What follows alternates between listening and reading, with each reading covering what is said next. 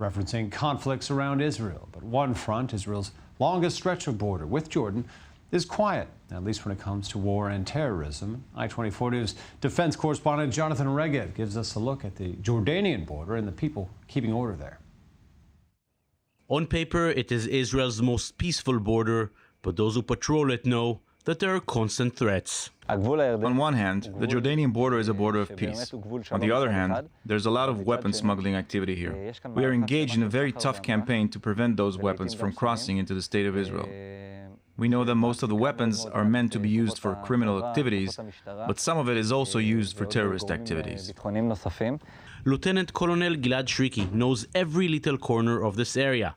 The commander of the Jordan's Lions Battalion is well aware of the need to keep his troops ready at all times to act against the smuggling activity or any other threat along the Jordanian border. He also knows that once the smugglers cross into Israel, the geography here will make it very difficult to catch them. This is a mountainous area, and there are endless opportunities for those who infiltrate here to hide. If I send my forces somewhere, it will usually be climbing a steep ridge with their entire equipment on them. It is very complex to control this entire area. These are all serious issues, but there is also one crucial advantage coming from the close cooperation with the Jordanian army standing just a short distance away. As opposed to most of Israel's other arenas, there's no danger here in opening the gate on the border fence and driving the very short route to the actual border point itself. We have a very close cooperation with our partners on the other side of the border. That's how we refer to the Jordanians, because they are really our partners in action. We defend this area together, and we have mutual interests. Sometimes they alert us about an incident, and sometimes we alert them, and it's beneficial for both sides. All this is true for this front, but the Lions of the Jordan are in charge of a large portion of the Jordan Valley, meaning there is another front with the West Bank. The reality there is far different.